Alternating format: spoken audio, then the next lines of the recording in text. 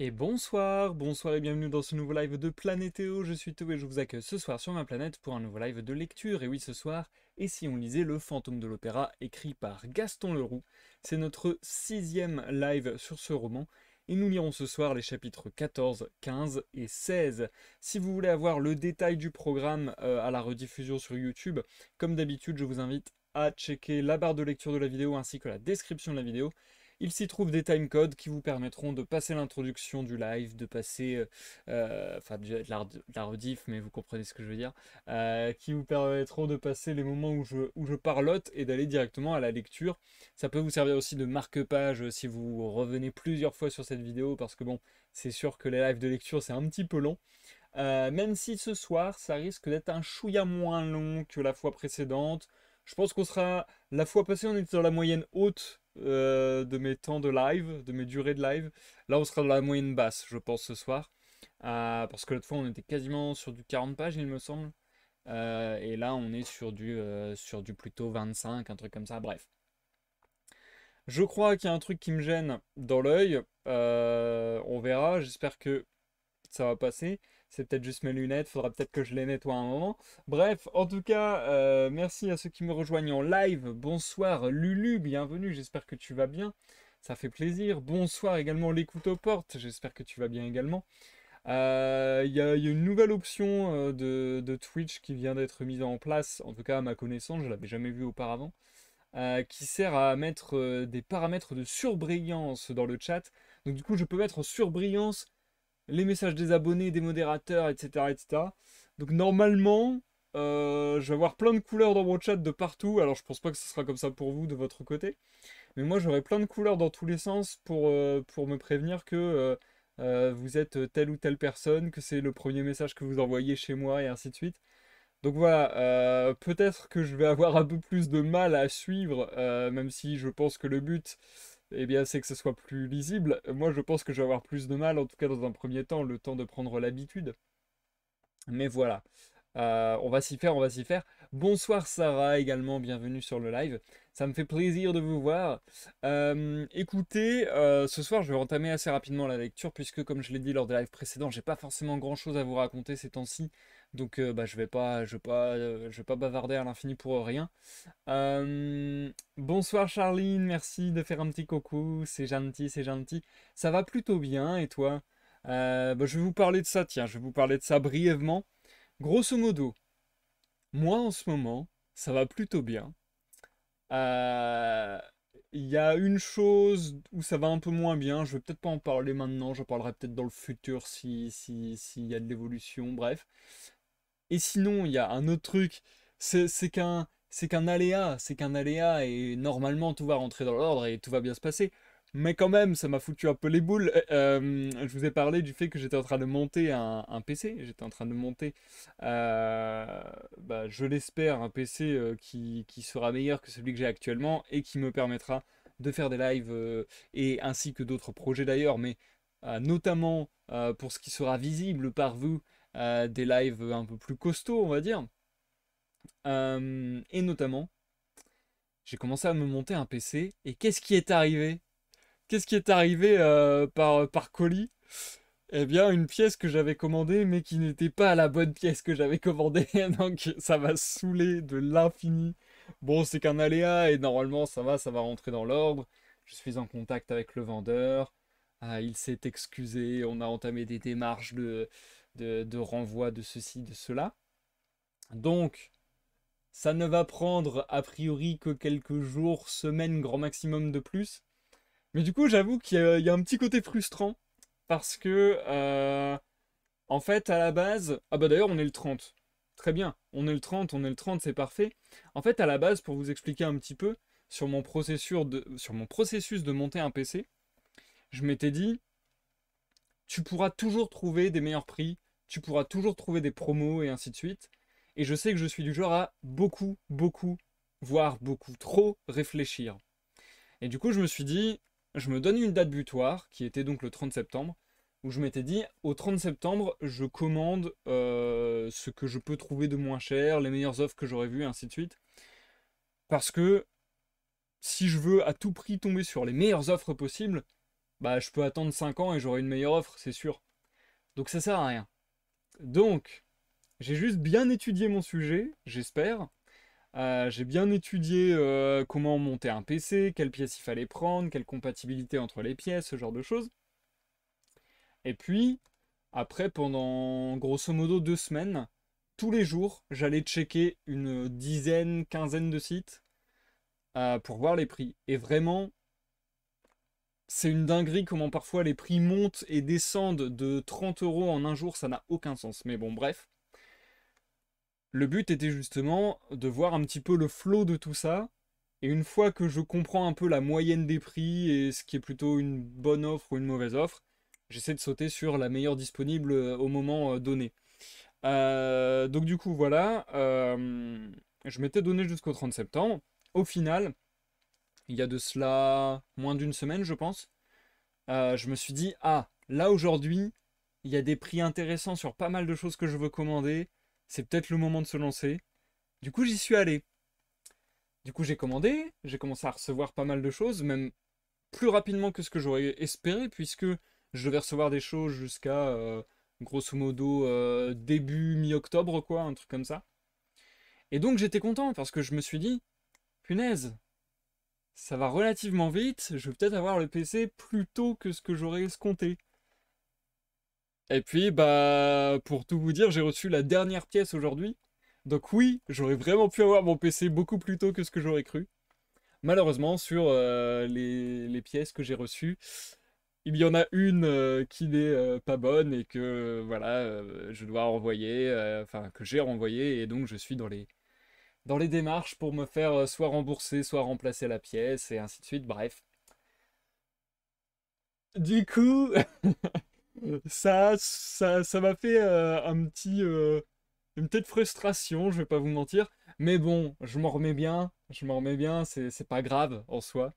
C'est pas grave, c'est juste que sur le moment même, j'ai eu un gros coup de pression, un gros coup de stress parce que je me suis dit, attends, bon, les pièces d'un PC, c'est quand même pas des pièces à 10 euros. Donc je me suis dit, j'espère que va pas y avoir de problème à le renvoyer et à se faire rembourser et ainsi de suite. Donc je vous avoue que j'ai eu un peu les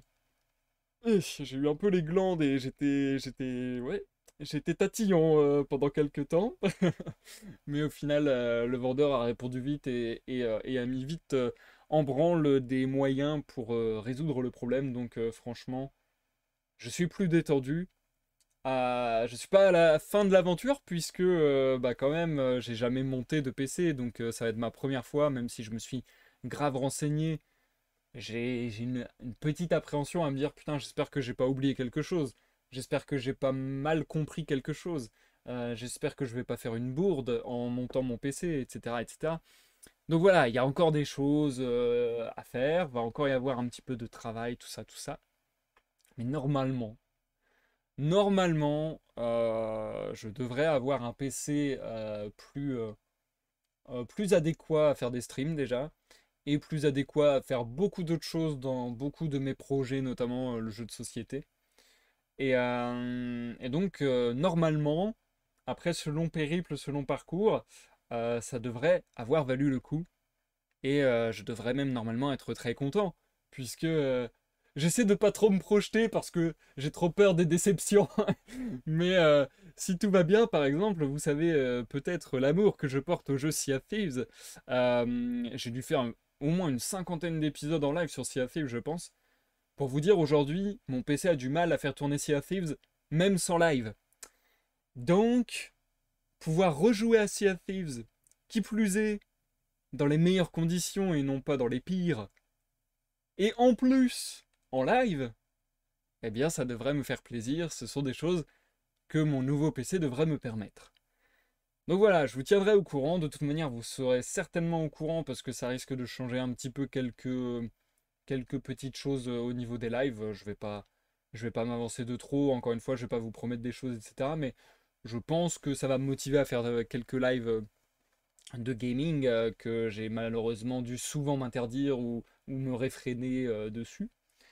Mais voilà, à peu près pour les péripéties qui font que globalement ça va, mais ça va un peu moins bien que ça pourrait aller.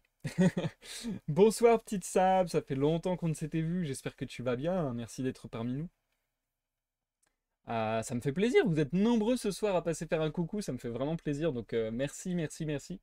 Et puis je vous invite à prendre à boire, à manger les amis, à vaquer à vos occupations en toute quiétude, tandis que, je l'espère, nous allons passer un agréable moment ensemble. Santé à tous, puisque... Oh! Oh, il est bon ce panaché. J'ai changé de marque de panaché, il est très bon. Bref, nous allons passer à la lecture, puisque la fois passée, ça a été une lecture longue, un peu éprouvante de ce fait, mais vraiment qui m'a conquis complètement. J'ai adoré la lecture de la fois passée. Ça a été pour moi les meilleurs chapitres, notamment le chapitre 13, le meilleur chapitre du roman pour le moment. Et comme je le disais la fois passée, ça vient classer pour moi le Fantôme de l'Opéra dans la case génial, dans ces fameuses tier lists que je peux faire 1 à 2 fois par an. Donc franchement, je suis plutôt sur un bon mood et j'ai plutôt très très envie de voir la suite. Comme je vous disais ce soir, ce sera un petit peu plus court parce que j'essaie toujours de calibrer pour que ça fasse à peu près 30 pages par soir, grosso modo. Là, pour pas casser une unité de sens, pour pas casser un chapitre, etc. Le mieux que j'ai trouvé, c'est de faire 24 pages, je crois, donc ce sera un peu léger. Mais c'était soit léger, soit très lourd, donc voilà, j'ai préféré un peu léger. Euh, mais toujours est-il que le chapitre un peu mastoc de la fois passée, j'ai très hâte de voir sa suite. Puisque je vous le rappelle brièvement, on a eu Raoul et Christine qui ont discuté sur des toits, qui se sont un peu échappés des trappes du fantôme de l'opéra, tout ça, tout ça. Et grosso modo, on a plein de révélations puisque Christine a fait un long, long récit de tous les événements qui se sont passés depuis le début du roman, mais de sa perspective, à Raoul. Et du coup, bah, ils se comprennent un peu mieux, ils comprennent un peu mieux la situation. Et notamment un truc très très cool pendant tout cela, c'est qu'ils ont été euh, observés, observés pendant toute leur confidence. En tout cas, on en a l'impression par une figure un petit peu mystique, un petit peu presque intangible, imperceptible, comme si c'était dans l'air autour d'eux. Et du coup, il y a une atmosphère très morbide, très mortifère autour d'eux qui laisse présager la mort rouge, qui laisse présager le fantôme de l'opéra, qui laisse présager l'ange de la musique. Bref, il a tellement de surnoms. Mais, euh, mais je pense que ça va aller dans cette direction et j'ai super hâte. Est-ce que Eric va rejoindre Raoul et Christine? Est-ce que Raoul et Christine vont prendre la fuite comme ils l'ont plus ou moins dit leurs dernières paroles, il me semble? Ouais, il me semble que grosso modo, ils étaient en mode bon, faut qu'on se barre maintenant, quoi. Voilà, voilà, voilà. Ça régale, ça régale. Et du coup, je te souhaite une bonne écoute, Sarah, en rediffusion. Et on va pouvoir y aller. Ça m'avait fait drôle que le fantôme parle de ses parents, c'est pas commun chez ce genre de perso. Ah, bah écoute, l'écoute aux portes, je t'avoue que je ne me rappelle même plus qu'il ait fait mention de ses parents. Si tu le dis, c'est que c'est le cas, mais je ne m'en rappelle même plus à vrai dire.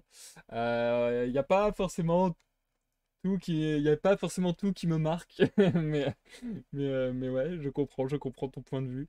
Je comprends que ça puisse paraître étonnant. Sur ce, comme je le disais, j'ai envie de me lancer dans la lecture. J'ai l'habitude de vraiment trop parler en intro et la fois passée c'était scandaleux. J'ai vu à l'Ardif, j'étais pas loin des 20 minutes d'intro à parler là. C'était scandaleux. Donc je vous propose qu'on se lance maintenant. Hop. Il dit que quand il était petit, sa mère lui a donné son premier masque. Ah! Ah, je me rappelais plus de ça. C'est vrai que c'est spécial. Ah! De toute façon, le personnage d'Eric est... Enfin bref. J'ai trop apprécié le chapitre précédent. Le chapitre, enfin, notamment les dialogues entre Christine et Eric, c'était, c'était costaud.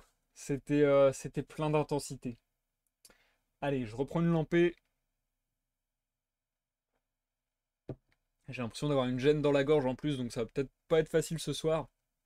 Mais c'est court, je vais y arriver, je vais tenir le coup.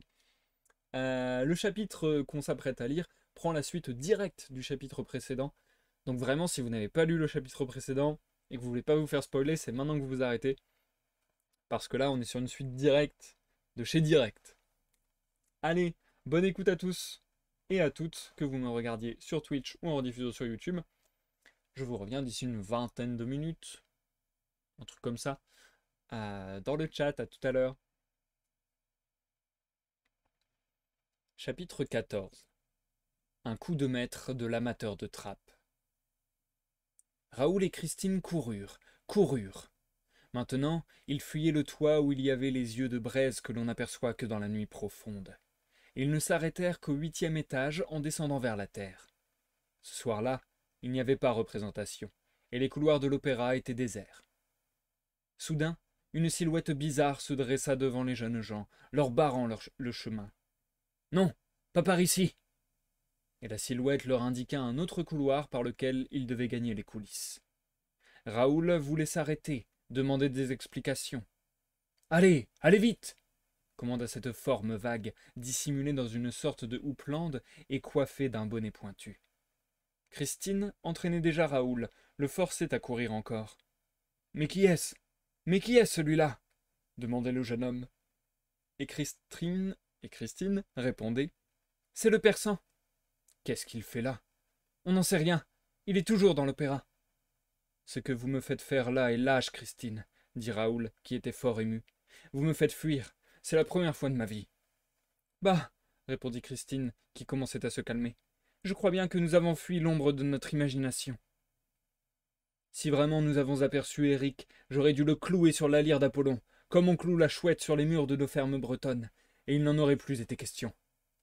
Mon bon Raoul, il vous aurait fallu monter d'abord jusqu'à la lyre d'Apollon. Ce n'est pas une ascension facile.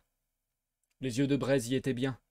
Eh, vous voilà maintenant comme moi, prêt à le voir partout, mais on réfléchit après et l'on se dit, ce que j'ai pris pour les yeux de braise n'était sans doute que les clous d'or de 2 étoiles qui regardaient la ville à travers les cordes de la lyre. Et Christine descendit encore un étage. Raoul suivait. Il dit. Puisque vous êtes tout à fait décidée à partir, Christine, je vous assure encore qu'il vaudrait mieux fuir tout de suite. Pourquoi attendre demain? Il nous a peut-être entendus ce soir. Mais non, il travaille, je vous le répète, à son donjon triomphant, et il ne s'occupe pas de nous. Vous en êtes si peu sûr que vous ne cessez de regarder derrière vous. Allons dans ma loge. Prenons plutôt rendez-vous hors de l'opéra. Jamais, jusqu'à la minute de notre fuite. Cela nous porterait malheur de ne point tenir ma parole. Je lui ai promis de ne nous voir qu'ici. C'est encore heureux pour moi qu'il vous ait encore permis cela.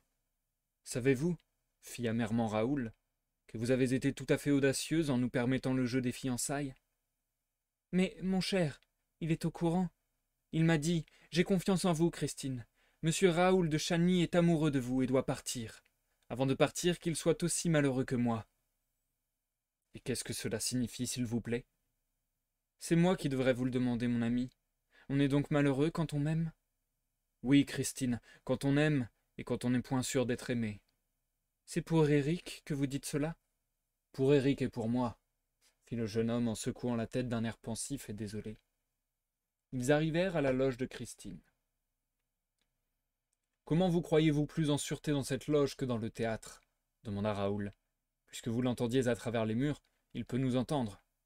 Non, il m'a donné sa parole de n'être plus derrière les murs de ma loge, et je crois à la parole d'Éric. Ma loge et ma chambre, dans l'appartement du lac, sont à moi, exclusivement à moi, et sacrées pour lui. Comment avez-vous pu quitter cette loge pour être transportée dans le couloir obscur, Christine? Si nous essayions de répéter vos gestes, voulez-vous? C'est dangereux, mon ami, car la glace pourrait encore m'emporter, et au lieu de fuir, je serais obligé d'aller au bout du passage secret qui conduit aux rives du lac, et là, d'appeler Éric. Il vous entendrait? Partout où j'appellerai Éric, partout Éric m'entendra. C'est lui qui me l'a dit. C'est un très curieux génie. Il ne faut pas croire, Raoul, que c'est simplement un homme qui s'est amusé à habiter sous la terre. Il fait des choses qu'aucun autre homme ne pourrait faire. Il sait des choses que le monde vivant ignore. Prenez garde, Christine, vous allez en refaire un fantôme. Non, ce n'est pas un fantôme, c'est un homme du ciel et de la terre, voilà tout. Un homme du ciel et de la terre, voilà tout, comme vous en parlez. Et vous êtes décidé toujours à le fuir? Oui, demain. Voulez-vous que je vous dise pourquoi je voudrais vous voir fuir ce soir? Dites, mon ami, parce que demain, vous ne serez plus décidé à rien du tout. Alors, Raoul, vous m'emporterez malgré moi, n'est-ce pas entendu? Ici donc, demain soir. À minuit, je serai dans votre loge, fit le jeune homme d'un air sombre. Quoi qu'il arrive, je tiendrai ma promesse. Vous dites qu'après avoir assisté à la représentation, il doit aller vous attendre dans la salle à manger du lac. C'est en effet là qu'il m'a donné rendez-vous. Et comment deviez-vous vous rendre chez lui, Christine, si vous ne savez pas sortir de votre loge par la glace?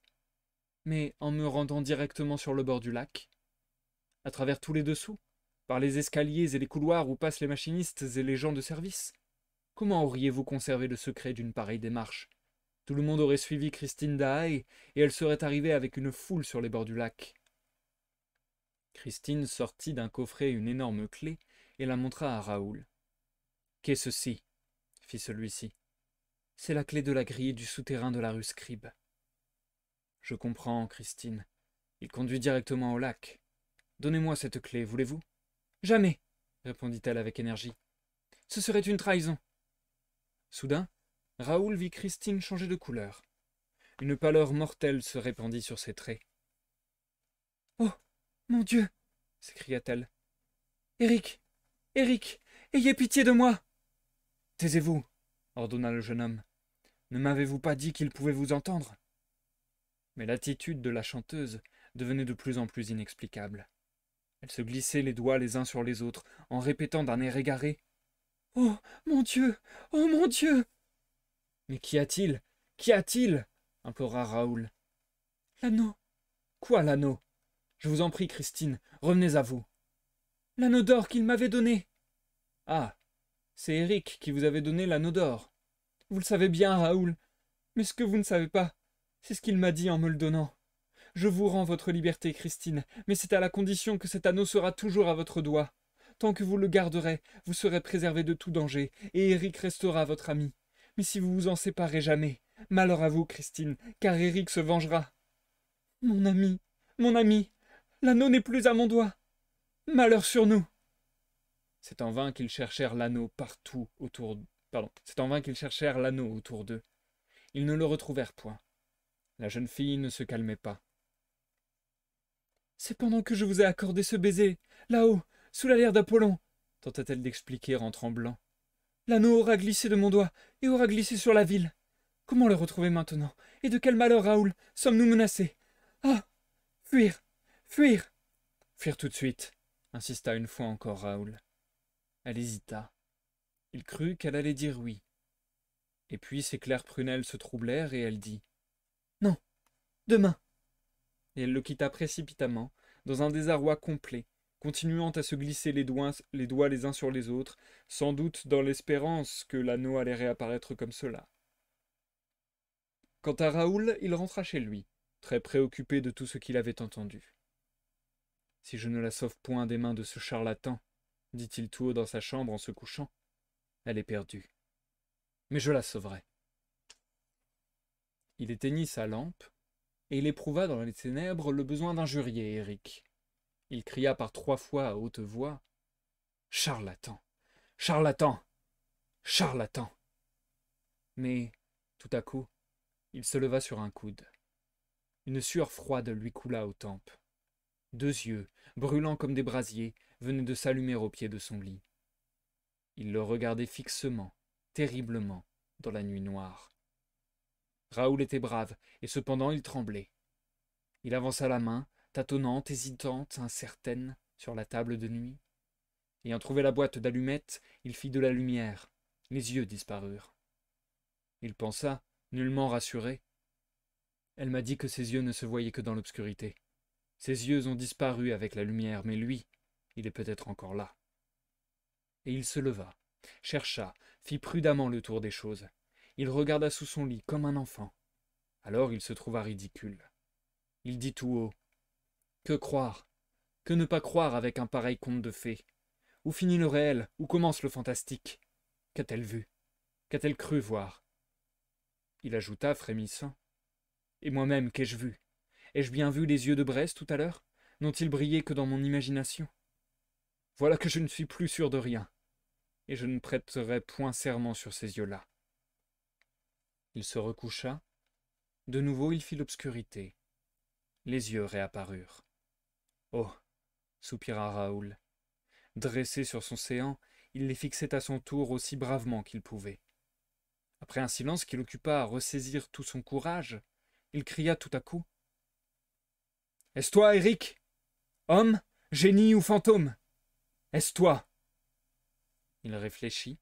« Si c'est lui, il est sur le balcon. » Alors il courut, en chemise, à un petit meuble dans lequel il saisit à tâtons un revolver. Armé, il ouvrit la porte-fenêtre. La nuit était alors extrêmement fraîche. Raoul ne prit que le temps de jeter un coup d'œil sur le balcon désert, et il rentra, refermant la porte. Il se recoucha en frissonnant, le revolver sur la table de nuit, à sa portée. Une fois encore, il souffla la bougie. Les yeux étaient toujours là, au bout du lit. Étaient-ils entre le lit et la glace de la fenêtre, ou derrière la glace de la fenêtre, c'est-à-dire sur le balcon? Voilà ce que Raoul voulait savoir. Il voulait savoir aussi si ces yeux-là appartenaient à un être humain. Il voulait tout savoir. Alors, patiemment, froidement, sans déranger la nuit qui l'entourait, le jeune homme prit son revolver et visa. Il visa les 2 étoiles d'or qui le regardaient toujours avec un si singulier éclat immobile. Il visa un peu au-dessus des 2 étoiles. Certes, si ces étoiles étaient des yeux, et si au-dessus de ces yeux il y avait un front, et si Raoul n'était point trop maladroit. La détonation roula, avec un fracas terrible dans la paix de la maison endormie. Et pendant que dans les corridors, des pas se précipitaient, Raoul, sur son séant, le bras tendu, prêt à tirer encore, regardait. Les 2 étoiles, cette fois, avaient disparu. De la lumière, des gens, le comte Philippe, affreusement anxieux. « Qu'y a-t-il, Raoul ? » ?»« Il y a que je crois bien que j'ai rêvé, » répondit le jeune homme. « J'ai tiré sur 2 étoiles qui m'empêchaient de dormir. »« Tu divagues. Tu es souffrant. Je t'en prie, Raoul, que s'est-il passé ?» Et le comte s'empara du revolver. « Non, non, je ne divague pas. Du reste, nous allons bien savoir. » Il se releva, passa une robe de chambre, chaussa ses pantoufles, prit des mains d'un domestique une lumière, et ouvrant la porte-fenêtre, retourna sur le balcon. Le comte avait constaté que la fenêtre avait été traversée d'une balle à hauteur d'homme. Raoul était penché sur le balcon avec sa bougie. « Oh oh !» fit-il. « Du sang. Du sang. Ici, là, encore du sang. Tant mieux. Un fantôme qui saigne, c'est moins dangereux, » ricana-t-il. « Raoul! Raoul! Raoul !» Le comte le secouait comme s'il eût voulu faire sortir un somnambule de son dangereux sommeil. « Mais mon frère, je ne dors pas !» protesta Raoul impatienté. « Vous pouvez voir ce sang comme tout le monde. J'avais cru rêver et tirer sur 2 étoiles. C'étaient les yeux d'Éric. Et voici son sang. » Il ajouta, subitement inquiet. « Après tout, j'ai peut-être eu tort de tirer. Et Christine est bien capable de ne me le point pardonner. Tout ceci ne serait point arrivé si j'avais eu la précaution de laisser retomber les rideaux de la fenêtre en me couchant. »« Raoul, es-tu devenu subitement fou? Réveille-toi. Encore, vous feriez mieux, mon frère, de m'aider à chercher Éric, car enfin, un fantôme qui saigne, ça doit pouvoir se retrouver. » Le valet de chambre du comte dit. « C'est vrai, monsieur, qu'il y a du sang sur le balcon. » Un domestique apporta une lampe à la lueur de laquelle on put examiner toute chose. La trace du sang suivait la rampe du balcon et allait rejoindre une gouttière, et la trace de sang remontait le long de la gouttière. « Mon ami, » dit le comte Philippe, « tu as tiré sur un chat. »« Le malheur, » fit Raoul avec un nouveau ricanement, qui sonna douloureusement aux oreilles du comte, « c'est que c'est bien possible. Avec Éric, on ne sait jamais. Est-ce Éric? Est-ce le chat? Est-ce le fantôme? Est-ce de la chair ou de l'ombre? Non, non, avec Éric, on ne sait jamais. » Raoul commençait à tenir cette sorte de propos bizarre, qui répondait si intimement et si logiquement aux préoccupations de son esprit, et qui faisait si bien suite aux confidences étranges, à la fois réelles et d'apparence surnaturelle, de Christine Daae. Et ces propos ne contribuèrent point peu à persuader à beaucoup que le cerveau du jeune homme était dérangé. Le comte lui-même y fut pris, et plus tard le juge d'instruction sur le rapport du commissaire de police n'eut point de peine à conclure. « Qui est Éric ? demanda le comte en pressant la main de son frère. C'est mon rival, et s'il n'est pas mort, tant pis. D'un geste, il chassa les domestiques. La porte de la chambre se referma sur les deux Chagny. Mais les gens ne s'éloignèrent point si vite que le valet de chambre du comte n'entendit Raoul prononcer distinctement et avec force « Ce soir, j'enlèverai Christine Daae ». Cette phrase fut répétée par la suite au juge d'instruction fort. Mais on ne sut jamais exactement ce qui se dit entre les deux frères pendant cette entrevue. Les domestiques racontèrent que ce n'était point cette nuit-là la première querelle qui les faisait s'enfermer. À travers les murs, on entendait des cris, et il était toujours question d'une comédienne qui s'appelait Christine Daae. Au déjeuner, au petit déjeuner du matin, que le comte prenait dans son cabinet de travail, Philippe donna l'ordre que l'on alla prier son frère de le venir rejoindre. Raoul arriva, sombre et muet. La scène fut très courte. Le comte. Lis ceci. Philippe tend à son frère un journal, l'Époque. Du doigt, il lui désigne l'écho suivant. Le vicomte, du bout des lèvres, lisant. Une grande nouvelle au faubourg. Il y a promesse de mariage entre mademoiselle Christine Daae, artiste lyrique, et monsieur le vicomte Raoul de Chagny. S'il faut en croire les potins de coulisses, le comte Philippe aurait juré que pour la première fois les Chagny ne tiendraient point leurs promesses. Comme l'amour, à l'opéra plus qu'ailleurs, est tout-puissant, on se demande de quels moyens peut bien disposer le comte Philippe pour empêcher le vicomte, son frère, de conduire à l'hôtel la Marguerite nouvelle. On dit que les deux frères s'adorent, mais le comte s'abuse étrangement s'il espère que l'amour fraternel le cédera à l'amour tout court. Le comte, triste.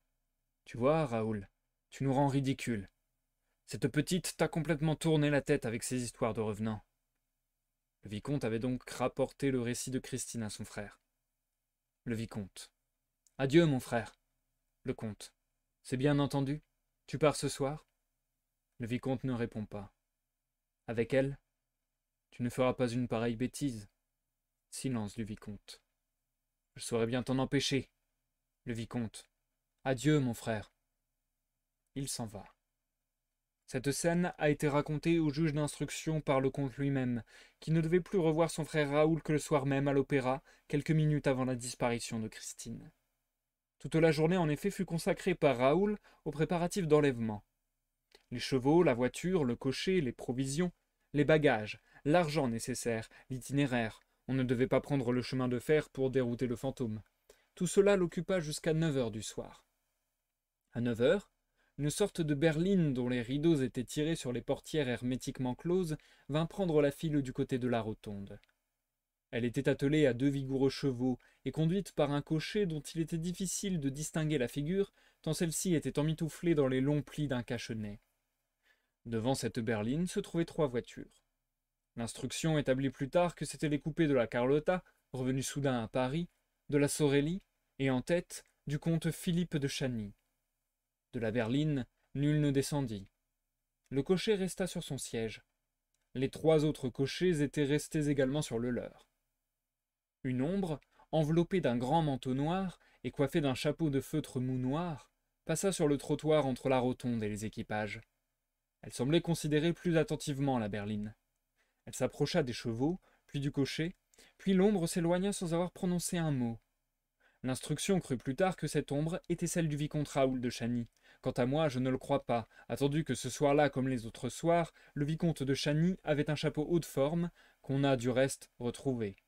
Je pense plutôt que cette ombre était celle du fantôme, qui était au courant de tout, comme on va le voir tout de suite. On jouait Faust, comme par hasard. La salle était des plus brillantes. Le faubourg était magnifiquement représenté.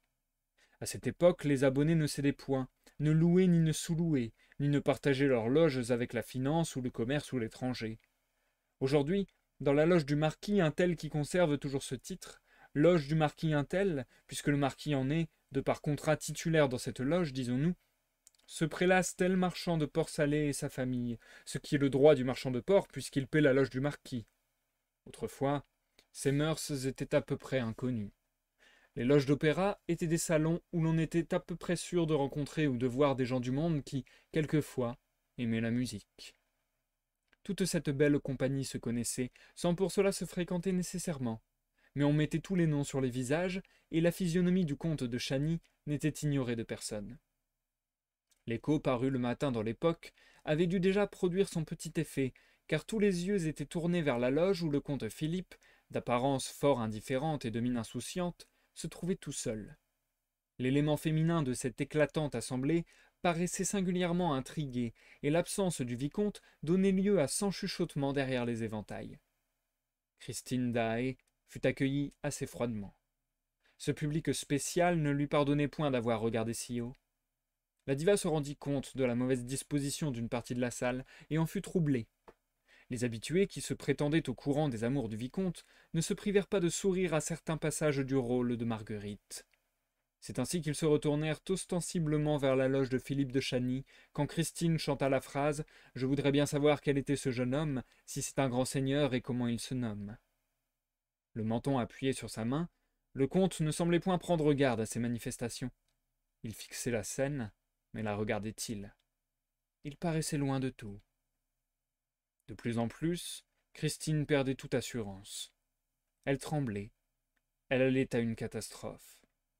Carolus Fonta se demanda si elle n'était pas souffrante, si elle pourrait tenir en scène jusqu'à la fin de l'acte qui était celui du jardin. Dans la salle, on se rappelait le malheur arrivé à la fin de cet acte, à la Carlotta, et le couac historique qui avait momentanément suspendu sa carrière à Paris. Justement, la Carlotta fit alors son entrée dans une loge de face, entrée sensationnelle. La pauvre Christine leva les yeux vers ce nouveau sujet d'émoi. Elle reconnut sa rivale, elle crut la voir ricaner. Ceci la sauva. Elle oublia tout, pour une fois de plus, triompher.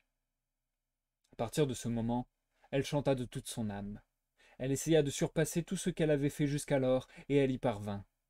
Au dernier acte, quand elle commença d'invoquer les anges et de se soulever de terre, elle entraîna dans une nouvelle envolée toute la salle frémissante, et chacun put croire qu'il avait des ailes. À cet appel surhumain, au centre de l'amphithéâtre, un homme s'était levé et restait debout face à l'actrice, comme si, d'un même mouvement, il quittait la terre. C'était Raoul. Ange pur, ange radieux, ange pur, ange radieux. Et Christine, les bras tendus, la gorge embrasée, enveloppée dans la gloire de sa chevelure dénouée sur ses épaules nues, jetait la clameur divine. Portez mon âme au sein des cieux. C'est alors que, tout à coup, une brusque obscurité se fit sur le théâtre. Cela fut si rapide que les spectateurs eurent à peine le temps de pousser un cri de stupeur, car la lumière éclaira la scène à nouveau. Mais Christine Daae n'y était plus. Qu'était-elle devenue?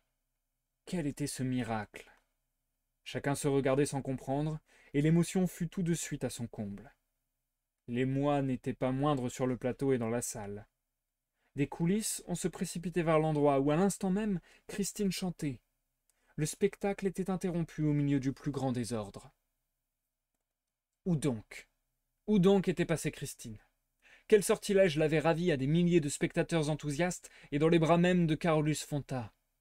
En vérité, on pouvait se demander si, exaucant sa prière enflammée, les anges ne l'avaient point réellement emportée au sein des cieux, corps et âme. Raoul, toujours debout à l'amphithéâtre, avait poussé un cri. Le comte Philippe s'était dressé dans sa loge. On regardait la scène, on regardait le comte, on regardait Raoul. Et l'on se demandait si ce curieux événement n'avait point à faire avec l'écho paru le matin même dans un journal. Mais Raoul quitta hâtivement sa place. Le comte disparut de sa loge, et pendant que l'on baissait le rideau, les abonnés se précipitèrent vers l'entrée des coulisses. Le public attendait une annonce dans un brouhaha indescriptible. Tout le monde parlait à la fois. Chacun prétendait expliquer comment les choses s'étaient passées. Les uns disaient « Elle est tombée dans une trappe », les autres « Elle a été enlevée dans les frises, la malheureuse est peut-être victime d'un nouveau truc inauguré par la nouvelle direction ». D'autres encore « C'est un guet-apens, la coïncidence de la disparition et de l'obscurité le prouve suffisamment ». Enfin, le rideau se leva lentement, et Carolus Fonta, s'avançant jusqu'au pupitre du chef d'orchestre, annonça d'une voix grave et triste: « Mesdames et messieurs, un événement inouï et qui nous laisse dans une profonde inquiétude vient de se produire. Notre camarade, Christine Daae, a disparu sous nos yeux sans que l'on puisse savoir comment. »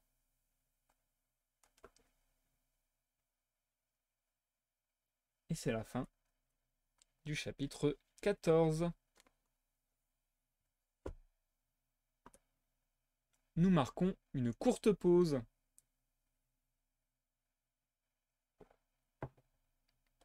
Du coup, comme je le disais en début de live, je sens que ce soir je vais avoir un peu de live sur la lecture. Je vais avoir un peu de live. Waouh!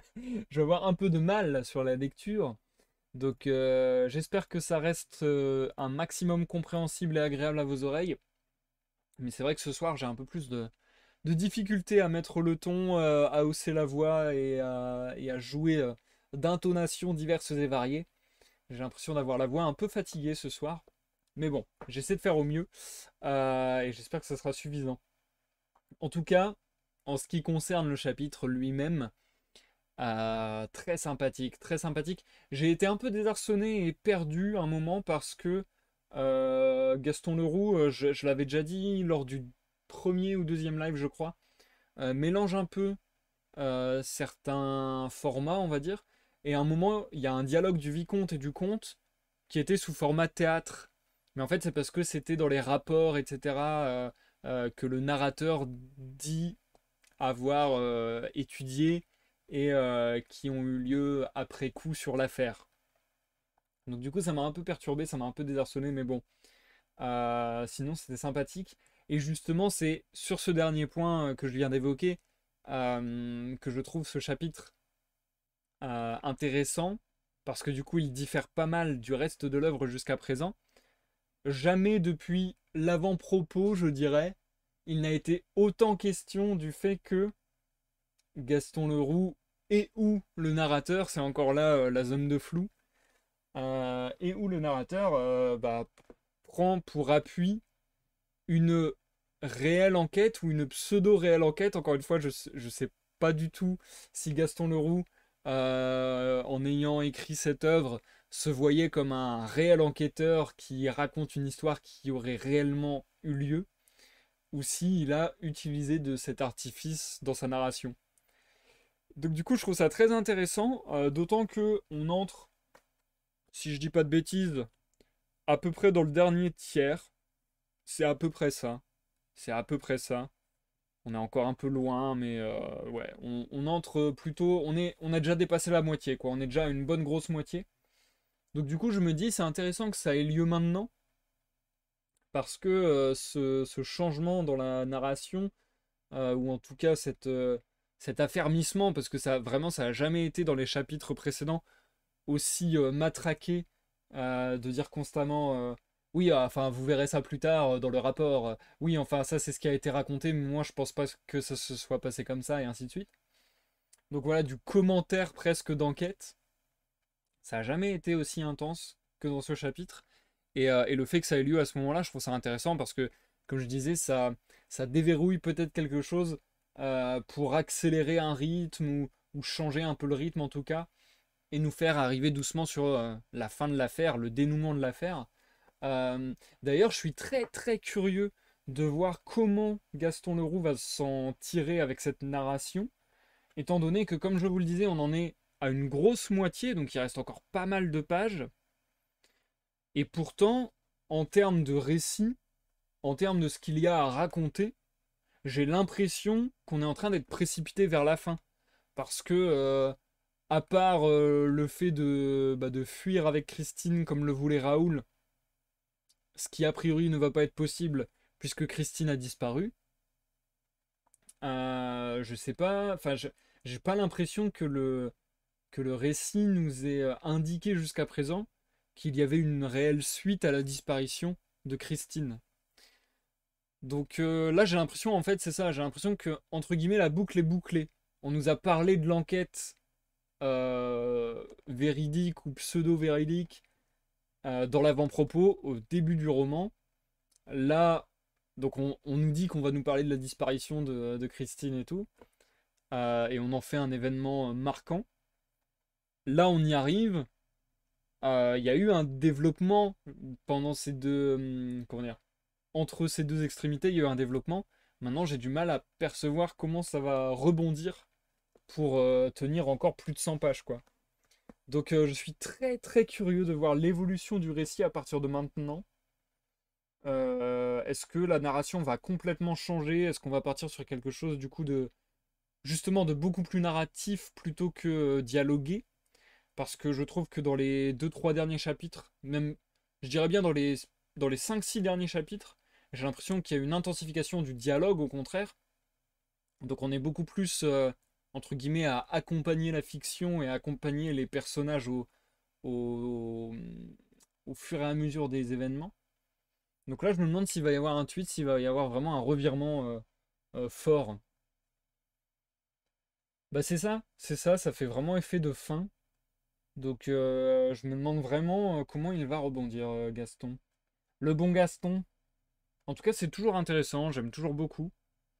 Euh, et puis, c'est intéressant de voir encore une fois les croisements que ça prend. Je trouve que c'est un texte auquel on s'attend. Enfin, comment dire? C'est un texte plein de. Peut-être pas plein de surprises, mais en tout cas voilà, qui bouge, quoi. Je trouve qu'il se passe constamment des choses et qu'on est constamment dans des nouveaux paradigmes, dans des nouveaux contextes, des nouvelles circonstances à appréhender. Donc ça, c'est très cool pour garder en éveil le lecteur, entre guillemets.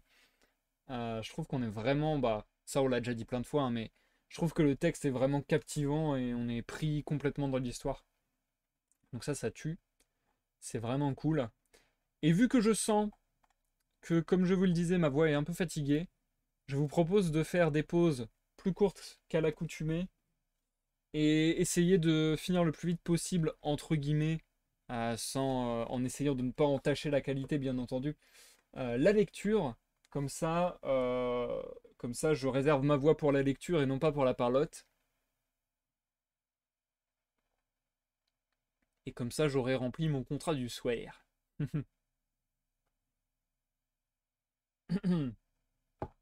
Ok, je change le titre du live et on s'y remet. Et on s'y remet, sachant que les deux chapitres que j'ai à vous lire ce soir, là le chapitre 14 c'était le plus long de loin, et les deux chapitres que j'ai encore à vous lire ce soir sont beaucoup plus courts. Je crois qu'on a un chapitre de 6 pages et un chapitre de 5 pages, un truc comme ça.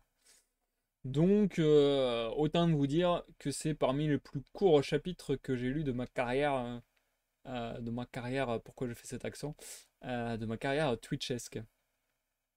Ouais, voilà, on est sur du 6 pages et du 5 pages. Donc, je vais faire une pause entre les deux, encore une fois, mais très très brève, et vraiment essayer d'enchaîner un max. Moi, j'hésite même à faire une pause, en fait, parce que 5 et 6, ça fait 11 pages. Et vous savez quoi, je fais même pas de pause, en fait. Je réfléchis. Chapitre 15, 6 pages. Chapitre 16, 5 pages. Et je fais même pas de pause en fait. 11 pages, ça se lit bien, je fais pas de pause. Ah, merci beaucoup. Oh, merci. Waouh, merci énormément, petite Sab. Waouh. Merci énormément, petite Sab. Un abonnement de niveau 1 pour 6 mois. T'es une gueudin. T'es une gueudin. Merci beaucoup. Ça fait très plaisir. C'est vrai que je ne l'ai pas dit, je ne l'ai pas répété. J'aime pas trop inciter. J'aime pas trop forcer entre guillemets avec ça.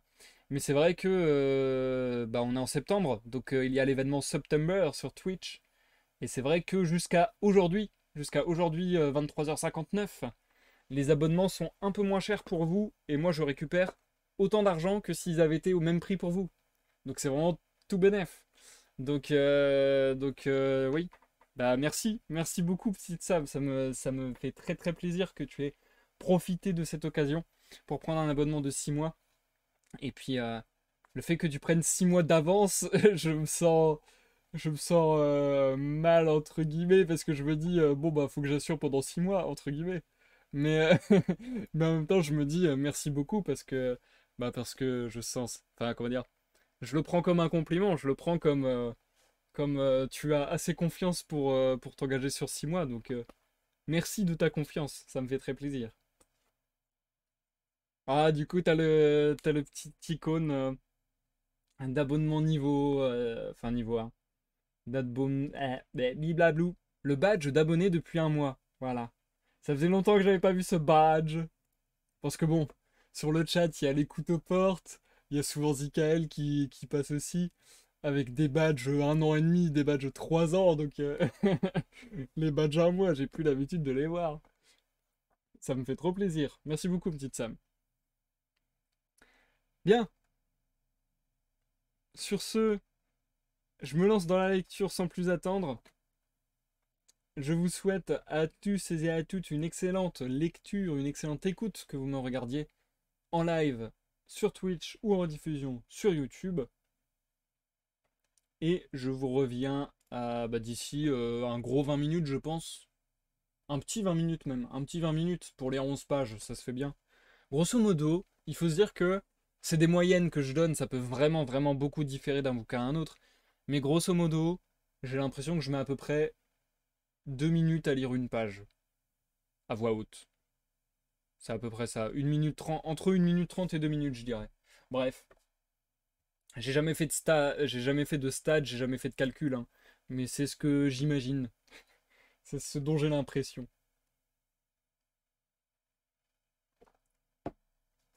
Allez, on est y part. À tout à l'heure pour la fin du live. Chapitre 15. Singulière attitude d'une épingle de nourrice. Sur le plateau, c'est une cohue sans nom. Artistes, machinistes, danseuses, marcheuses, figurants, choristes, abonnés. Tout le monde interroge, crie, se bouscule. Qu'est-elle devenue? Elle s'est fait enlever. C'est le vicomte de Chagny qui l'a emportée. Non, c'est le comte. Ah, voilà Carlotta. C'est Carlotta qui a fait le coup.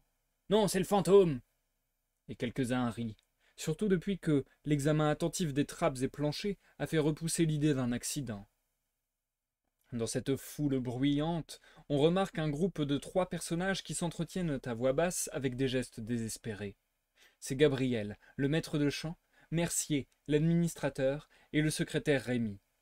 Ils se sont retirés dans l'angle d'un tambour qui fait communiquer la scène avec le large couloir du foyer de la danse. Là, derrière d'énormes accessoires, ils parlementent. J'ai frappé. Ils n'ont pas répondu.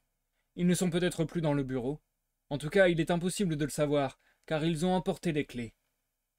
Ainsi s'exprime le secrétaire Rémy, et il n'est point douteux qu'il ne désigne par ces paroles messieurs les directeurs. Ceux-ci ont donné l'ordre au dernier entracte de ne venir les déranger sous aucun prétexte. Ils n'y sont pour personne. Tout de même, s'exclame Gabriel, on n'enlève pas une chanteuse en pleine scène tous les jours. Leur avez-vous crié cela? Interroge Mercier. J'y retourne, fait Rémy, et courant, il disparaît. Là-dessus, le régisseur arrive. Eh bien, monsieur Mercier, venez-vous? Que faites-vous ici tous les deux? On a besoin de vous, monsieur l'administrateur. Je ne veux rien faire ni rien savoir avant l'arrivée du commissaire, déclare Mercier. J'ai envoyé chercher Mifroi. Nous verrons quand il sera là. Et moi je vous dis qu'il faut descendre tout de suite au jeu d'orgue. Pas avant l'arrivée du commissaire. Moi j'y suis déjà descendu au jeu d'orgue. Ah? Et qu'est-ce que vous avez vu? Eh bien je n'ai vu personne. Entendez-vous bien, personne. Qu'est-ce que vous voulez que j'y fasse? Évidemment, réplique le régisseur, qui se passe avec frénésie les mains dans une toison rebelle. Évidemment. Mais peut-être que s'il y avait quelqu'un au jeu d'orgue, ce quelqu'un pourrait nous expliquer comment l'obscurité a été faite tout à coup sur la scène. Or, Mauclair n'est nulle part, comprenez-vous? Mauclair était le chef d'éclairage qui dispensait à volonté sur la scène de l'opéra, le jour et la nuit. Mauclair n'est nulle part, répète Mercier ébranlé. Eh bien, et ses aides? Ni Mauclair ni ses aides. Personne à l'éclairage, je vous dis. Vous pensez bien, le régisseur, que cette petite ne s'est pas enlevée toute seule? Eh bien, j'ai du mal, pardon. Ni Mauclair ni ses aides. Personne à l'éclairage, je vous dis. Vous pensez bien, hurle le régisseur, que cette petite ne s'est pas enlevée toute seule. Il y avait là un coup monté qu'il faut savoir, et les directeurs qui ne sont pas là. J'ai défendu qu'on descende à l'éclairage, j'ai mis un pompier devant la niche du jeu d'orgue. J'ai pas bien fait? Si, vous avez bien fait. Et maintenant attendons le commissaire.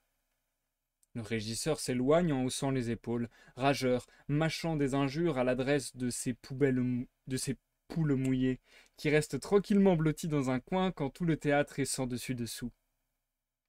Tranquille, Gabriel et Mercier ne l'étaient guère. Seulement, ils avaient reçu une consigne qui les paralysait. On ne devait déranger les directeurs pour aucune raison au monde. Rémy avait enfreint cette consigne, et cela ne lui avait point réussi. Justement, Le voici qui revient de sa nouvelle expédition. Sa mine est curieusement effarée. « Eh bien, vous leur avez parlé ?» interroge Mercier. Rémi répond. « Mon Charmin a fini par m'ouvrir la porte. Les yeux lui sortaient de la tête. J'ai cru qu'il allait me frapper. Je n'ai pas pu placer un mot. Et savez-vous ce qu'il m'a crié? Avez-vous une épingle de nourrice? Non? Eh bien, fichez-moi la paix. Je veux lui répliquer qu'il se passe au théâtre un événement inouï. Il clame. Une épingle de nourrice? Donnez-moi tout de suite une épingle de nourrice. Un garçon de bureau qui l'avait entendu, il criait comme un sourd, accourt avec une épingle de nourrice, la lui donne, et aussitôt, mon Charmin me ferme la porte au nez. Et voilà. Et vous n'avez pas pu lui dire, Christine Daae. Eh, j'aurais voulu vous y voir. Il écumait. Il ne pensait qu'à son épingle de nourrice. Je crois que, si on ne la lui avait pas apportée sur le champ, il serait tombé d'une attaque. Certainement tout ceci n'est pas naturel, et nos directeurs sont en train de devenir fous. Monsieur le secrétaire Rémy n'est pas content. Il le fait voir. Ça ne peut pas durer comme ça. Je n'ai pas l'habitude d'être traité de la sorte. Tout à coup, Gabriel souffle. C'est encore un coup de fantôme de l'opéra. Rémy ricane.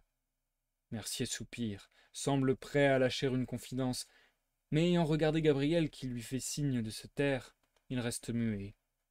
Cependant, Mercier, qui sent sa responsabilité grandir au fur et à mesure que les minutes s'écoulent et que les directeurs ne se montrent pas, n'y tient plus. « Je cours moi-même les relancer, décide-t-il. Gabriel, subitement très sombre et très grave, l'arrête. « Pensez à ce que vous faites, Mercier. S'ils restent dans leur bureau, c'est que peut-être c'est nécessaire. Fantôme de l'opéra a plus d'un tour dans son sac. » Mais Mercier secoue la tête. « Tant pis, j'y vais. Si on m'avait écouté, il y aurait beau temps qu'on aurait tout dit à la police. » Et il part. « Tout quoi ?» demande aussitôt Rémy. « Qu'est-ce qu'on aurait dit à la police ?»« Ah, vous vous taisez, Gabriel. Vous aussi, vous êtes dans la confidence. Eh bien, vous ne feriez pas mal de m'y mettre si vous voulez que je ne crie point que vous devenez tous fous. Oui, fous, en vérité. » Gabriel roule des yeux stupides et affecte de ne rien comprendre à cette sortie inconvenante de monsieur le secrétaire particulier. « Quelle confidence » murmure-t-il. « Je ne sais ce que vous voulez dire. » Rémy s'exaspère. « Ce soir, Richard et mon Charmin, ici même, dans les entr'actes, avaient des gestes d'aliénés. »« Je n'ai pas remarqué, » grogne Gabriel très ennuyé. « Vous êtes le seul. Est-ce que vous croyez que je ne les ai pas vus? Et que M. Parabise, le directeur du Crédit Central, ne s'est aperçu de rien? Et que M. l'ambassadeur de la Borderie a les yeux dans sa poche? Mais, monsieur le maître de chant, tous les abonnés se les montraient du doigt, nos directeurs. »« Qu'est-ce qu'ils ont donc fait, nos directeurs ?» demande Gabriel de son air le plus niais. « Ce qu'ils ont fait? Mais vous le savez mieux que personne ce qu'ils ont fait. Vous étiez là, et vous les observiez, vous et Mercier, et vous étiez les seuls à ne pas rire. » Je ne comprends pas. Très froid, très renfermé, Gabriel étend les bras et les laisse retomber, geste qui signifie évidemment qu'il se désintéresse de la question. Rémy continue. « Qu'est-ce que c'est que cette nouvelle manie? Ils ne veulent plus qu'on les approche maintenant? » Comment? Ils ne veulent plus qu'on les approche. Ils ne veulent plus qu'on les touche? Vraiment, vous avez remarqué qu'ils ne veulent pas qu'on les touche. Voilà qui est certainement bizarre. Vous l'accordez, ce n'est pas trop tôt. Et ils marchent à reculons. À reculons? Vous avez remarqué que nos directeurs marchent à reculons. Je croyais qu'il n'y avait que les écrevisses qui marchaient à reculons. Ne riez pas, Gabriel, ne riez pas. Je ne ris pas, proteste Gabriel, qui se manifeste sérieux comme un pape. Pourriez-vous m'expliquer, je vous prie, Gabriel, vous qui êtes l'ami intime de la direction, pourquoi à l'entracte du jardin, devant le foyer, alors que je m'avançais la main tendue vers M. Richard, j'ai entendu M. Moncharmin me dire, précipitamment à voix basse, « Éloignez-vous, éloignez-vous, surtout ne touchez pas à M. le directeur. » Suis-je un pestiféré? Incroyable. Et quelques instants plus tard, quand M. l'ambassadeur de la Borderie s'est dirigé à son tour vers M. Richard, n'avez-vous pas vu M. Moncharmin se jeter entre eux et ne l'avez-vous pas entendu s'écrier « Monsieur l'ambassadeur, je vous en conjure, ne touchez pas à monsieur le directeur » Effarant. Et qu'est-ce que faisait Richard pendant ce temps-là? Ce qu'il faisait, vous l'avez bien vu. Il faisait demi-tour, saluait devant lui, alors qu'il n'y avait personne devant lui, et se retirait à reculons. À reculons. Et Moncharmin, derrière Richard, avait fait lui aussi demi-tour, c'est-à-dire qu'il avait accompli derrière Richard un rapide demi-cercle, et lui aussi se retirait à reculons. Et ils s'en sont allés, comme ça, jusqu'à l'escalier de l'administration. À reculons. À reculons. Enfin, s'ils ne sont pas fous, m'expliquerez-vous ce que ça veut dire? Il répétait peut-être, indique Gabriel, sans conviction. Une figure de ballet. Monsieur le secrétaire Rémy se sent outragé par une aussi vulgaire plaisanterie dans un moment aussi dramatique. Ses yeux se froncent, ses lèvres se pincent. Il se penche à l'oreille de Gabriel. Ne faites pas le malin, Gabriel. Il se passe des choses ici dont Mercier et vous pourriez prendre votre part de responsabilité. Quoi donc? Interroge Gabriel. Christine Daae n'est point la seule qui est disparue tout à coup ce soir. Ah, bah. Il n'y a pas de ah, bah. Pourriez-vous me dire pourquoi, lorsque la mère Géry est descendue tout à l'heure au foyer, Mercier l'a prise par la main et l'a emmenée dardard avec lui? Tiens, fait Gabriel, je n'ai pas remarqué. Vous l'avez si bien remarqué, Gabriel, que vous avez suivi Mercier et la mère Géry, jusqu'au bureau de Mercier. Depuis ce moment, on vous a vu, vous et Mercier, mais on n'a plus revu la mère Géry. Croyez-vous donc que nous l'avons mangée? Non, mais vous l'avez enfermée à double tour dans le bureau. Et quand on passe près de la porte du bureau, savez-vous ce qu'on entend? On entend ces mots. Ah, les bandits! Ah, les bandits! À ce moment, de cette singulière conversation arrive Mercier, tout essoufflé. Voilà, dit-il d'une voix morne. C'est plus fort que tout. Je leur ai crié. C'est très grave. Ouvrez, c'est moi, Mercier. J'ai entendu des pas. La porte s'est ouverte et mon Charmin est apparu. Il était très pâle. Il me demanda qu'est-ce que vous voulez. Je lui ai répondu. On a enlevé Christine Daae. Savez-vous ce qu'il m'a répondu? Tant mieux pour elle. Et il a refermé la porte, en me déposant ceci dans la main. Mercier ouvre la main. Rémy et Gabriel regardent. L'épingle de nourrice, s'écrie Rémy. Étrange, étrange, prononce tout bas Gabriel, qui ne peut se retenir de frissonner. Soudain, une voix les fait se retourner tous les trois. Pardon, messieurs, pourriez-vous me dire où est Christine Daae? Malgré la gravité des circonstances, une telle question les eût sans doute fait éclater de rire, s'ils n'avaient aperçu une figure si douloureuse qu'ils en eurent pitié tout de suite. C'était le vicomte Raoul de Chagny.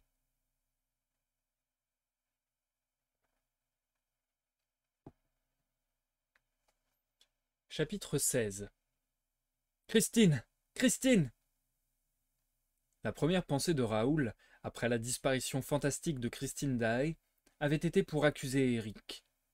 Il ne doutait plus du pouvoir quasi surnaturel de l'ange de la musique dans ce domaine de l'opéra, où celui-ci avait diaboliquement établi son empire. Et Raoul s'était rué sur la scène, dans une folie de désespoir et d'amour. « Christine! Christine !» gémissait-il, éperdu, l'appelant comme elle devait l'appeler du fond de ce gouffre obscur où le monstre l'avait emporté comme une proie, toute frémissante encore de son exaltation divine, toute vêtue du blanc linceul dans lequel elle s'offrait déjà aux anges du paradis. « Christine! Christine !» répétait Raoul, et il lui semblait entendre les cris de la jeune fille à travers ces planches fragiles qui le séparaient d'elle. Il se penchait, il écoutait, il errait sur le plateau comme un insensé. Ah! Descendre, descendre, descendre, dans ce puits de ténèbres dont toutes les issues lui sont fermées. Ah! Cet obstacle fragile, qui glisse à l'ordinaire si facilement sur lui-même pour laisser apercevoir le gouffre où tout son désir tend. Ces planches que son pas fait craquer et qui sonnent sous son poids le prodigieux vide des dessous. Ces planches sont plus qu'immobiles ce soir. Elles paraissent immuables. Elles se donnent des airs solides de n'avoir jamais remué. Et voilà que les escaliers qui permettent de descendre sous la Seine sont interdits à tout le monde. « Christine! Christine !» On le repousse en riant, on se moque de lui. On croit qu'il a la cervelle dérangée, le pauvre fiancé. Dans quelle course forcenée, parmi les couloirs de nuit et de mystère connus de lui seul, Éric a-t-il entraîné la pure enfant jusqu'à ce repère affreux de la chambre Louis-Philippe, dont la porte s'ouvre sur ce lac d'enfer? « Christine! Christine, tu ne réponds pas! Es-tu seulement encore vivante, Christine? N'as-tu point exhalé ton dernier souffle dans une minute de surhumaine horreur, sous l'haleine embrasée du monstre? » D'affreuses pensées traversent comme de foudroyants éclairs le cerveau congestionné de Raoul. Évidemment, Éric a dû surprendre leur secret, savoir qu'il était trahi par Christine. Quelle vengeance va être la sienne? Que n'oserait l'ange de la musique précipiter du haut de son orgueil? Christine entre les bras tout-puissants du monstre, éperdue. Et Raoul pense encore aux étoiles d'or qui sont venues la nuit dernière, errer sur son balcon. Que ne les a-t-il foudroyées de son arme impuissante? Certes, il y a des yeux extraordinaires d'hommes, qui se dilatent dans les ténèbres et brillent comme des étoiles ou comme les yeux des chats. Certains hommes albinos, qui paraissent avoir des yeux de lapin le jour, ont des yeux de chat la nuit, chacun sait cela. Oui, oui, c'était bien sur Eric que Raoul avait tiré. Que ne l'avait-il tué? Le monstre s'était enfui par la gouttière, comme les chats ou les forçats qui, chacun sait encore cela, escaladeraient le ciel à pic avec l'appui d'une gouttière. Sans doute, Eric méditait alors quelque entreprise décisive contre le jeune homme, mais il avait été blessé, et il s'était sauvé pour se retourner contre la pauvre Christine. Ainsi pense cruellement le pauvre Raoul, en courant à la loge de la chanteuse. « Christine! Christine !» Des larmes amères brûlent les paupières du jeune homme qui aperçoit épars sur les meubles les vêtements destinés à vêtir sa belle fiancée à l'heure de leur fuite. Ah! Que n'a-t-elle voulu partir plus tôt? Pourquoi avoir tant tardé? Pourquoi avoir joué avec la catastrophe menaçante, avec le cœur du monstre? Pourquoi avoir voulu, pitié suprême, jeter en pâture dernière à cette âme de démon, ce chant céleste? Ange pur, ange radieux, portez mon âme au sein des cieux. Raoul, dont la gorge roule des sanglots, des serments et des injures, tâte de ses paumes malhabiles la grande glace qui s'est ouverte un soir devant lui pour laisser Christine descendre au ténébreux séjour. Il appuie, il presse, il tâtonne. Mais la glace, il paraît, n'obéit qu'à Eric. Peut-être les gestes sont-ils inutiles avec une glace pareille. Peut-être suffirait-il de prononcer certains mots. Quand il était tout petit enfant, on lui racontait qu'il y avait des objets qui obéissaient ainsi à la parole. Tout à coup, Raoul se rappelle. Une grille donnant sur la rue Scribe. Un souterrain montant directement du lac à la rue Scribe. Oui, Christine lui a bien parlé de cela. Et après avoir constaté, hélas, que la lourde clé n'est plus dans le coffret, il n'en court pas moins à la rue Scribe. Le voilà dehors. Il promène ses mains tremblantes sur les pierres cyclopéennes. Il cherche des issues. Il rencontre des barreaux. Sont-ce cela? Ou cela? Ou encore n'est-ce point ce soupirail? Il plonge des regards impuissants entre les barreaux. Quelle nuit profonde là-dedans! Il écoute. Quel silence! Il tourne autour du monument. Ah! Voici de vastes barreaux, des grilles prodigieuses. C'est la porte de la cour de l'administration. Raoul court chez la concierge. « Pardon, madame, vous ne pourriez pas m'indiquer une porte grillée? Oui, une porte faite de barreaux de fer, qui donne sur la rue Scribe, et qui conduit au lac. Vous savez bien, le lac. Oui, le lac, quoi. Le lac qui est sous la terre de l'opéra. Monsieur, je sais bien qu'il y a un lac sous l'opéra, mais je ne sais quelle porte y conduit. Je n'y suis jamais allé. Et la rue Scribe, madame, la rue Scribe. Y êtes-vous jamais allé dans la rue Scribe? » Elle rit.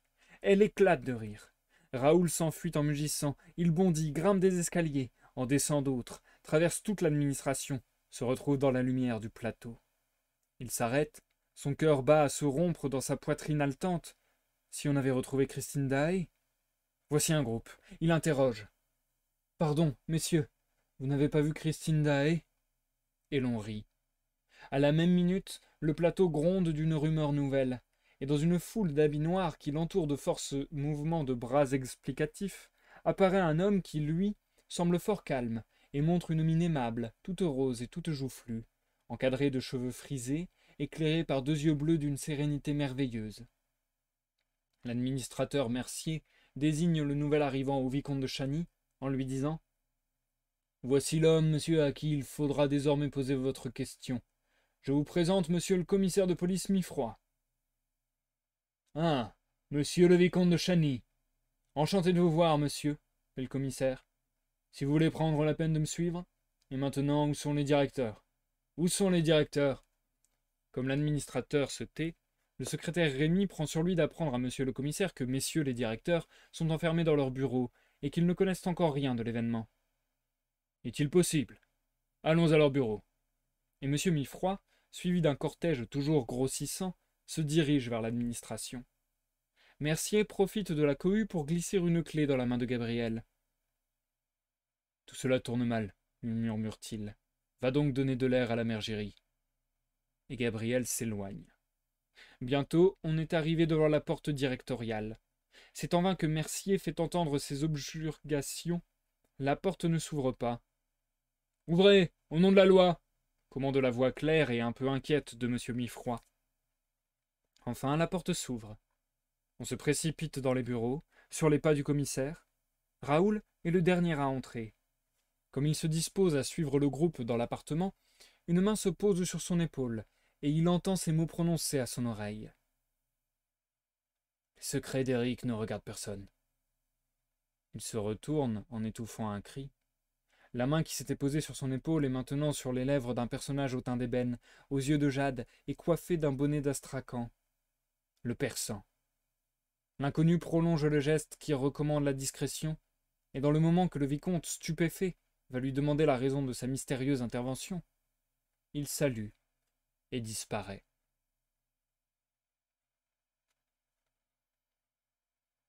Et c'est la fin du chapitre 16. Ce sera donc également la fin du live de ce soir. Et nous passons à l'outro du live. Oui, déjà, je sais, on n'a pas fait un très long live ce soir. Écoutez, c'est la meilleure découpe que j'ai vue, c'est la meilleure découpe que j'ai trouvée pour ne pas chointer un chapitre. Et je vous avoue que ça m'arrange, étant donné que vraiment, là sur la lecture des 2 derniers chapitres, j'ai eu vraiment du mal. Je sais pas ce qui se passe, mais voilà, je préfère limiter les dégâts entre guillemets.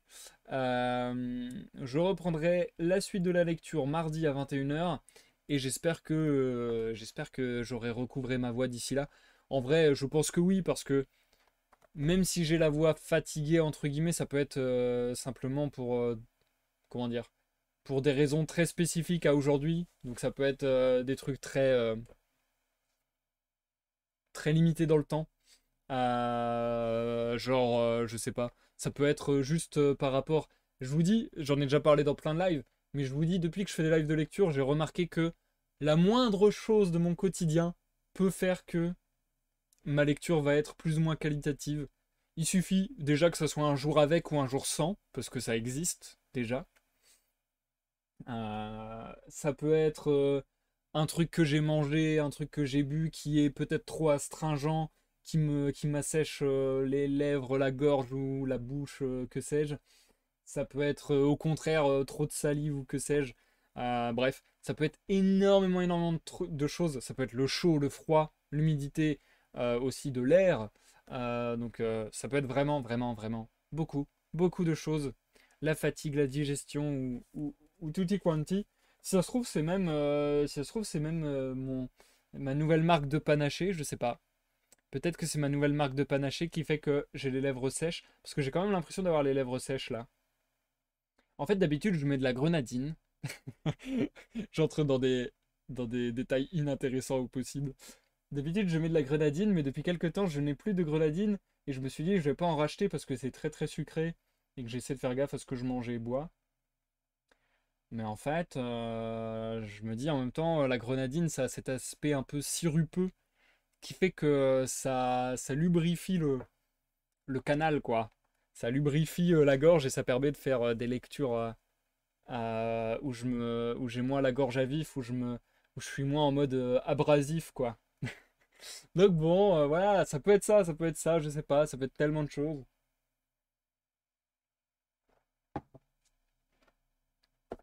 Euh, et non, j'ai pas rallumé le chauffage. D'ailleurs, aujourd'hui, il a fait plutôt chaud, donc ça va. Donc non, non, je ne sais pas je ne sais pas ce qui arrive. Je ne pense pas que ça soit mauvais la grenadine. De ce que après, j'ai aucune, mais alors vraiment aucune prétention de savoir ce qui est bon, ce qui est pas bon, etc. En tout cas, personnellement, je pense, et ça n'engage que mes croyances personnelles, et vous avez le droit de croire complètement autre chose. Je pense que le sucre, c'est mauvais pour la santé. Surtout que dans notre alimentation, il y en a énormément. Énormément, genre beaucoup trop par rapport à ce qui est recommandé. Et vu que la grenadine ou n'importe quel sirop d'ailleurs, c'est quasiment que du sucre en vrai, eh bien c'est un peu un concentré de... Ouais, c'est peut-être exagéré de dire de poison, mais un concentré de trucs qu'il vaut mieux pas avoir trop dans son alimentation. Donc j'essaie d'éviter. Après, bien sûr, c'est pas bon. Il y a pire, hein. On est d'accord, hein. On est d'accord. Hein, la grenadine, c'est pas, c'est pas de la ciguë, quoi. On est d'accord. Bref, je m'arrête sur cette digression. C'était juste pour vous dire que ce soir, je ne sais pour quelle raison, j'ai l'impression d'être un peu moins efficace que d'habitude à la lecture. Donc au final, je suis content que ce live n'ait pas duré plus longtemps. Et j'essaierai de revenir dans les meilleures formes possibles pour la suite mardi à 21h. Sachant que Petite Sab me demandait combien de chapitres il y a au total. Il y en a 27 plus un épilogue. Et plus un avant-propos qu'on a déjà lu. Donc là, on arrive sur le chapitre 17. Donc il nous en reste encore pas mal. On en est au 6e live. Je crois que je vous avais dit que j'avais estimé la lecture à un truc entre 8 et 12 lives. Vu où on en est... Attendez, je peux essayer de vous dire ça un peu plus précisément. Ouais, je pense qu'on en a bien encore pour 4 lives. Hein. Donc je pense on est au moins parti sur du 10 11 lives, voire 12.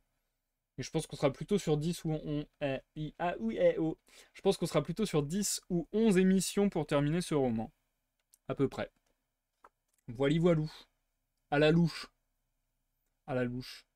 En tout cas, les deux chapitres là qu'on vient de lire, qui étaient beaucoup plus courts, eh ben, ça m'a beaucoup moins plu personnellement.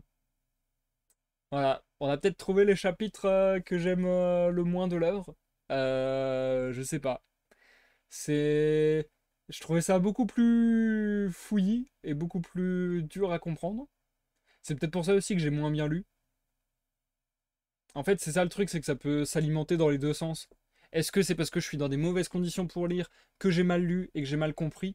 Ou est-ce que c'est parce que je trouvais le truc plus fouillis, que j'ai eu plus de mal à lire? Mais ouais, je sais pas. J'étais moins à fond sur ces deux chapitres-là. Je trouvais que c'était un peu plus bordélique. Après, j'aime toujours bien la manière qu'a Gaston Leroux de faire des flash-forward, enfin, de jouer avec le temps, de jouer avec les ellipses, de jouer avec les personnages, un peu comme dans une série. Et donc, le fait que sur deux chapitres, coup sur coup, eh ben, on est dans la même période de temps, mais vu par un personnage différent, et que du coup, bah, la fin du premier chapitre, c'est Raoul qui arrive et qui demande si on a vu Christine Daae, et quasiment la fin du deuxième chapitre, c'est Raoul qui arrive et qui demande où est Christine Daae. Ça, je trouve ça marrant, je trouve ça malin. Ça permet de raconter le récit d'une manière un petit peu, je vais pas dire innovante non plus, mais atypique. Voilà, c'est bon, même si maintenant c'est très commun, on va dire, mais ça permet de dynamiter un peu plus, d'ajouter du dynamisme à tout cela. Euh, Nous, on préfère deux chapitres longs. Ah, je te comprends, petite sable, je te comprends. Et ouais, j'aurais bien aimé, voilà, que ce soit des chapitres peut-être un peu différents. J'avoue que là, j'ai été peut-être un peu déçu, vite fait. Mais bon, ça va, hein. Sur 300 pages, bon là, on est sur 200, mais sur 200 pages, avoir 11 pages qui sont un peu moins à notre goût, ça va. Ça reste un bon ratio. Ça reste un très bon ratio. Maintenant, j'ai hâte d'en savoir plus, puisque au final, vu que le live de ce soir a été court, il y a eu plusieurs événements, mais on va dire le gros événement marquant de ce soir, ça a été la disparition de Christine. Donc j'ai hâte de voir où est-ce que ça va aller, et surtout, encore une fois, comment va se dérouler ce dont je parlais lors de la pause précédente, comment va se dérouler euh, ce pivot dans le récit ce moment charnière où on va passer sur un peu l'enquête et potentiellement les rapports futurs, comment le lien va s'agencer entre les rapports du monde réel avec des guillemets et puis la fiction. Ça va être très très... Christine Lagarde a disparu, n'importe quoi. Ça va être très très compliqué, très très complexe à suivre, je pense, potentiellement. Mais en tout cas, j'ai hâte de voir. J'ai hâte de voir. Et allez, on va faire confiance à Gaston Leroux parce que pour le moment, il nous offre quand même un roman assez proche de la masterclass. Donc, donc ouais, non, j'ai super hâte. Et là, il y a un nouvel événement qui vient de me troubler. Et je pense que c'est ça qui a rendu un peu la chose confuse dans mon esprit. C'est les trois personnages Mercier. Il y avait qui? Mercier, Gabriel et Rémi. C'est des personnages qu'on a déjà croisés et évoqués précédemment, mais ça commence à faire au moins 100 pages, je pense, qu'on les a évoqués, qu'on les a croisés.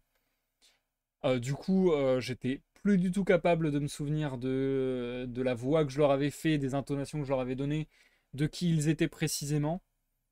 Et je pense que ça m'a un peu troublé parce que d'un coup, de revoir des vieux persos, parce qu'on a fait un peu un tunnel vision. Pendant longtemps, on a fait un tunnel où on s'est focalisé et où on a resserré le récit autour de Christine et de Raoul et de Eric. Auparavant, on avait déjà fait un peu un tunnel avec mon Charmin et l'autre, je sais jamais. Mon Charmin et Pipapou Pipou. Est-ce que je vais savoir retrouver? Les directeurs, quoi. Les directeurs, grosso modo. Donc, c'est terrible que je me rappelle plus des prénoms comme ça. Ah bah c'est Richard et mon Charmin en fait. Ouais, c'est ça. Donc voilà. Je pense que c'est aussi d'un seul coup de revoir bah, quelque part le monde de l'opéra, reprendre vie, et avoir plein de personnages qui reviennent, genre Philippe aussi. Donc plein de personnages qui reviennent d'un coup. Ça m'a fait un dézoom où j'ai été un peu perdu. Donc voilà, donc je suis très perplexe par rapport à tout ça parce que je me dis, est-ce que dans la suite de l'affaire, il semble y avoir un truc de vachement louche avec Mercier et Gabriel, puisqu'apparemment ils ont enfermé la Mamgiri dans leur bureau. Enfin, ça paraît vachement louche, vachement bizarre. Rémi qui sous-entend beaucoup de choses également. Les directeurs qui ont des propos étranges du coup, à vouloir s'enfermer, à vouloir avoir une épingle à nourrice. J'avoue que voilà, c'était un peu perturbant parce que c'était un peu plein de nouveaux événements qui semblent complètement disparates, amenés comme ça d'un seul coup en 11 pages quoi. Donc je pense que c'est ça qui m'a fait un peu...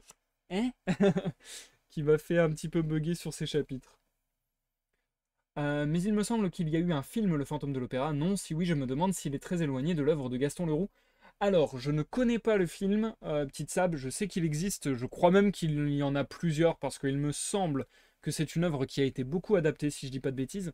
Quand j'en ai parlé, bah, j'ai dit à mon père que j'allais faire cette lecture, et il était en mode « Ah, ça m'intéresse bien », justement parce qu'il était en mode « Il y a eu plein d'adaptations », que lui n'a pas vu, mais par exemple, il me disait que l'un de mes oncles, qui est un peu plus âgé, l'un de mes oncles, quand il était jeune, c'était une de ses séries préférées, Le Fantôme de l'Opéra.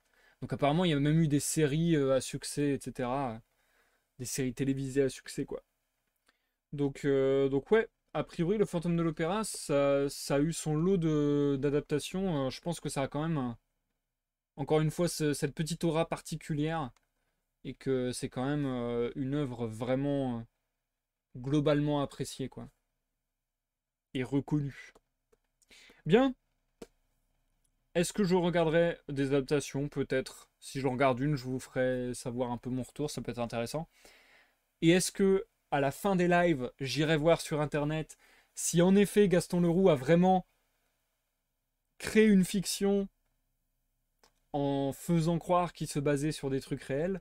Ou est-ce que Gaston Leroux était vraiment dans une démarche de il mène une enquête et il n'est pas d'accord avec les conclusions qui ont pu être données dans la vie réelle. Donc lui, il apporte sa réflexion et sa compréhension de l'enquête. Je veux pas aller voir avant d'être bien vers la fin de l'œuvre parce que je veux pas me spoiler, éventuellement. Mais vraiment, je trouve ça de plus en plus perturbant, ce truc-là, et je me demande vraiment à quel point Gaston Leroux s'inscrit dans une complète fiction ou dans une fiction bien ancrée dans le réel. Bref, c'est ce qui rend aussi cette œuvre intéressante, ce côté, comme je l'avais dit lors du premier live, policier mélangé au genre fantastique. C'est comme ça que c'est décrit sur la page Wikipédia. Et ouais, je sais pas si je dirais policier, mais peut-être, parce que là on a vu beaucoup plus de fantastique à mes yeux, mais peut-être, qui sait, que le côté policier va commencer à ressortir maintenant, puisque bah il y a ces fameuses affaires un peu bizarres, un petit peu sombres, et puis il y a le commissaire qui arrive quoi. Donc il y a de fortes chances. Il y a de fortes chances. Bien, vu que j'ai fait des lectures courtes ce soir, je vais arrêter de parler et de faire durer le live trop longtemps. J'aime pas quand dans un live. J'aime pas en fait à la rediffusion me rendre compte que dans un live j'ai plus parlé que lu. C'est quand même pas le but. Donc du coup je vous remercie toutes et tous d'être passés. Vous êtes vraiment nombreux à être passés ce soir. Ça m'a fait extrêmement plaisir de vous voir. Merci Petite Sable, l'écoute aux portes, Lulu. Il y a eu Charline, il y a eu Sarah. Merci vraiment énormément, ça me fait giga plaisir. Si vous m'avez regardé sur YouTube en rediffusion, comme d'habitude, n'hésitez pas à laisser un like ou un dislike selon votre appréciation de ce live. N'hésitez pas à commenter la vidéo, à vous abonner et tutti quanti. Et puis, j'ai trouvé un film de 1925, comme ça a l'air vieux. Ah ouais, bah tu m'étonnes. Ah ouais, 1925. Ah ouais, donc ça a été quand même... Ah, c'est intéressant. Ça a quand même été très rapidement adapté. Attends, un film de 1925, ça me paraît impossible. C'est ouf. Attendez, parce que du coup, j'ai envie de me renseigner. Le fantôme de l'opéra, film. C'est dingue. 1925. Waouh. Un film américain en plus.